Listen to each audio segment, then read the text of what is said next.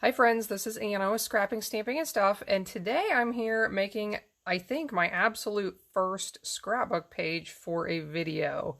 I've been talking to some people lately who are interested in scrapbooking and looking for ideas on how to use their scrapbook page or how to use their stamps on scrapbook pages. And I have been thinking for quite a while that I need to start sharing more ideas for scrapbooking. So today is my first try at that. So we're going to make a really simple and basic scrapbook page that you could use for some kind of party or birthday. And we're going to use this pattern play stamp set.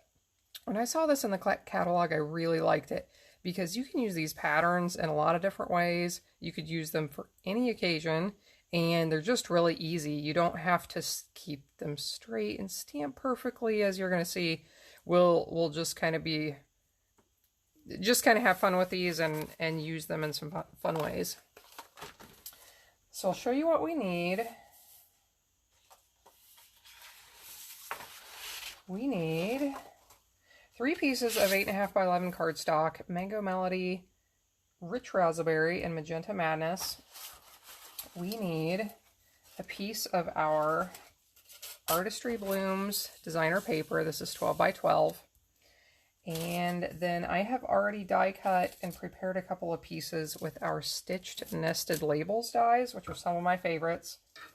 So I cut that larger one with, this is the largest one in the set, I believe, the gold foil paper, and the next one with the Magenta Madness, and I stamped this with Versamark, embossed it with gold embossing folder. I thought that was a lot of fun. After I'd started the page, I thought, you know what, this really needs some embossing on it. So those are prepared. I have a little bit of Magenta Madness ribbon and some Artistry Blooms sequins.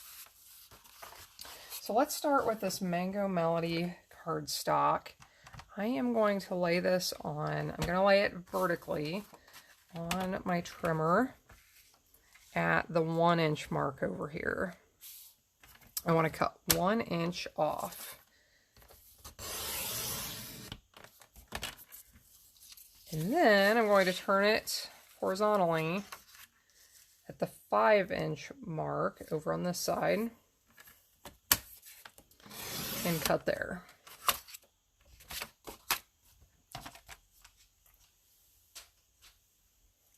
Okay, now the smaller piece is going to be a scrap. You can use that for anything you want, but I'm going to set that aside. And these 2 pieces we are going to stamp. Now I'll show you, I've already done this exact same step. You're going to do the same cutting and the same stamping with a different stamp on your Magenta Madness and your Rich Raspberry cardstock. And I've already prepared them, so I'll show them to you. So here is the Magenta Madness. I used 2 of the stamps in the set. I put this one and this one on a block together and stamped these. And then I have this one prepared with that stamp. I used a couple of different stamps from the one I used on my sample page, and at the end I can show you that. So we need Mango Melody ink, and I could do these straight up and down. I could do that at an angle. I'm going to do them straight up and down because I did the Magenta Madness one at an angle, and I don't want two different ones of these at an angle. So some of these I'm stamping all the way across. Some of them I'm going to go over farther, leave some blank space, and stamp down a little bit. But I tried to make this pretty irregular. I was not trying to make anything line up or match.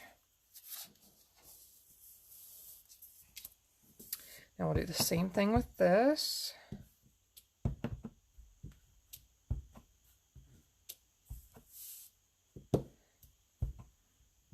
I did use this stamp on my sample, and I found that I liked doing a little bit of overlapping.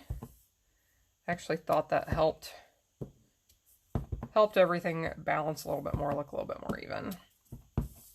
But texture stamps like this are really nice for scrapbook pages. I know I like to keep pages pretty simple, and I don't spend a ton of time on them, but I want them to be cute still.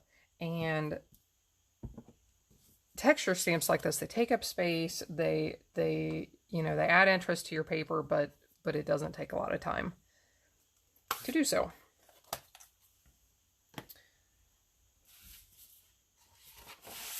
So here I'll bring in that designer paper, and we will start laying out where we want these pieces that we've prepped to go.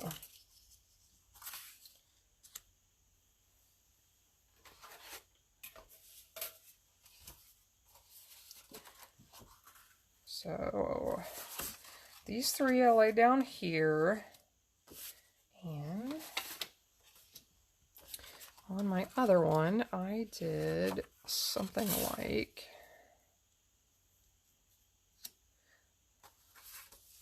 that. We'll just go ahead and start laying these down.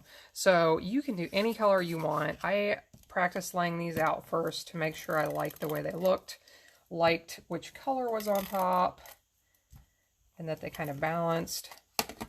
So you can play around with this and definitely lay it out before you attach everything down and see if you like how it looks. So put that one there.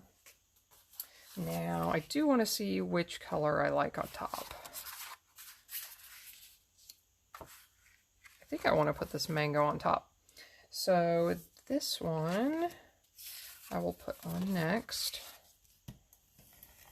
So I'm curious how many of you out there scrapbook. You'll have to send me a message, put a comment in the box below and let me know. Do you scrapbook? Is that something you're interested in? If you don't scrapbook, keep in mind you can always apply these same ideas to your cards. You can scale it down a little bit, start with a lot smaller pieces, but you could absolutely stamp some different cardstock pieces with these same patterns and make a really cute card the same way. And this one I'm going to put right there with just a little bit of that raspberry piece showing. Now down here at the bottom, I think I want a different piece on top. So maybe I'll do the pink one on top this time. Although I changed my mind. Since my tag is the magenta, I don't want my magenta one on top. So I think I'll stick that magenta one down first.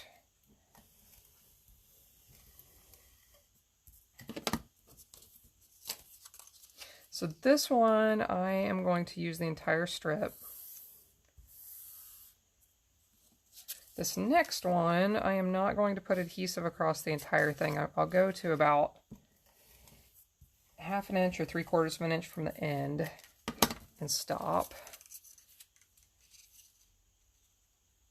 Because this one is going to hang off the edge a little bit. And this one, I'm going to just make a little mark with my finger. You could cut that off first if you wanted to. And now I'm moving my finger. But, okay, so right here's where I have adhesive to. So I'll mark that with my finger so I know not to put that past the edge of the paper. Okay, now we'll flip this over and trim. Here you can see the back of that pretty paper. This Artistry Bloom set I just used the other day for a card project, and it's really pretty. The one side has those bold prints like on the other side that you just saw, and then the other side is a lot more toned down. Okay, so now let's attach this gold foil piece.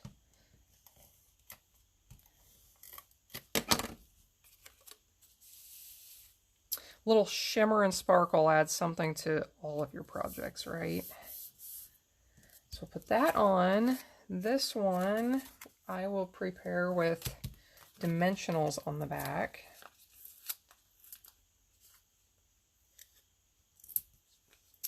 These are some of our black dimensionals. I am not sure I've ever shown these in a video before. I was thinking about that the other day. These are kind of nice behind projects if you're ever worried about the white ones showing. If it's something real small, Or if you're just worried about them showing kind of like in the shadows underneath, these black ones are kind of nice because they blend in with that shadow and don't really show. Now we need a little bow with this magenta ribbon. I made a video the other day showing how to tie a bow around your fingers like this. And it includes a bunch of other tips as well for different ways to tie really basically perfect looking bows. So if you have not seen that video, I really encourage you to check it out and try this out for yourself. It's kind of amazing. You flip it over and this is your front side.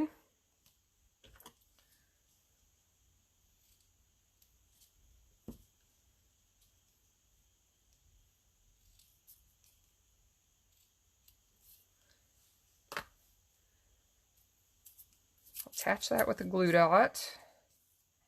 The absolute best way to attach bows, because you do not have to sit there and hold them. And now we'll just add a few sequins. I really like these sequins. I've been using them a lot. These are 2 of the colors. We also have, let's see, there's a blue and I think more of like a yellowish color in them as well.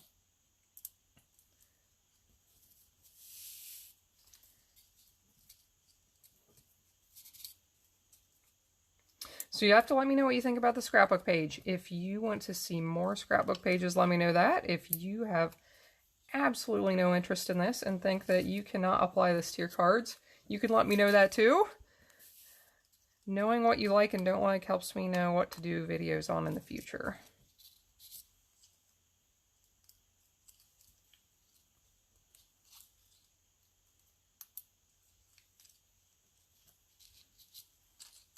All right, so I'm going to call that done. So I really like this gold accent right here. I think that adds a lot to it. Like I said, you could use this for a birthday. You could use it for any kind of party after the current pandemic is over, right? Because we haven't been doing much lately.